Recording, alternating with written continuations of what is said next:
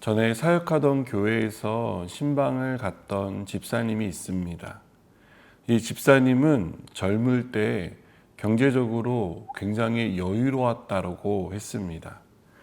그러다 갑자기 남편과 아들이 차례로 죽게 되면서 경제적으로 어려워졌다는 얘기를 해 주었습니다. 집사님도 몸을 다쳐 제대로 일을 할 수 없는 상황이었는데 이웃의 도움으로 복음을 듣게 되고 교회에 다니면서 그 어려움을 이겨낼 수 있었다는 얘기를 해 주었습니다. 그분은 복음을 처음 들었을 때를 지금까지 생생하게 기억하고 있었습니다.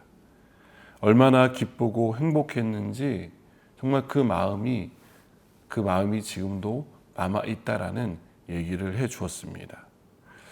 그렇게 종종 이 집사님을 신방했는데 그때마다 그분의 마음 가운데 있는 감사와 기쁨은 사그라들지 않았습니다.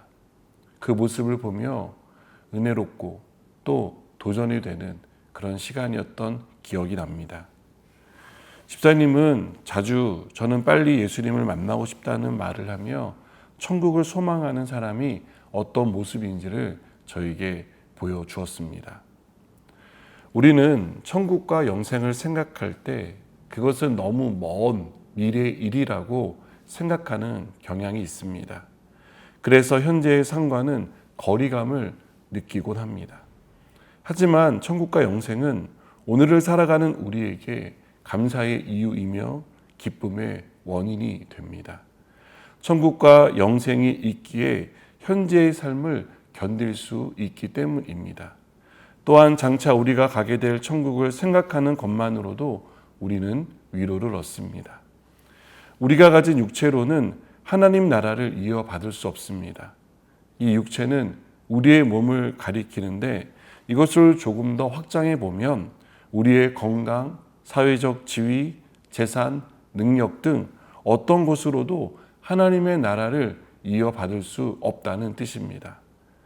현재 우리가 누리는 모든 것은 썩어 없어질 것입니다. 마치 영원할 것처럼 존재하는 모든 것들은 시간의 차이가 있을 뿐 결국 사라지는 것들입니다. 우리의 몸도 마찬가지입니다. 그래서 바울은 우리는 부활의 몸을 입게 될 것이며 그 몸은 이전과 다를 것이다 라고 말하는 것입니다. 바울은 이것을 마지막 나팔의 순식간에 홀연히 다 변화될 것이라고 표현합니다. 이 변화는 죽은 자들이 썩지 않는 것으로 다시 살아날 것을 가리킵니다. 또 살아있는 사람들도 새로운 부활의 몸을 입는다는 것을 가리킵니다.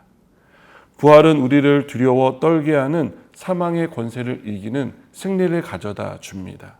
더 이상 죽음이 우리를 위협하지 못하고 어떤 영향력도 행사할 수 없게 만듭니다. 초대교회 성도들은 이 같은 사실을 믿었습니다. 그래서 육체의 고문을 당하고 뜨거운 불에서 순교하면서도 두려워하거나 피하지 않았던 것입니다. 그들은 천국에 대한 소망과 영생의 약속을 확신하고 있었기에 어떠한 것들도 그들의 마음을 약하게 만들 수 없었습니다. 그것이 오늘의 박해와 핍박을 견디는 힘이 되었던 것입니다. 바울은 58절에서 우리에게 권면합니다. 내 사랑하는 형제들아 견실하며 흔들리지 말고 항상 주의 일에 더욱 힘쓰는 자들이 되라. 이는 너희 수고가 주 안에서 헛되지 않을 줄 알미라.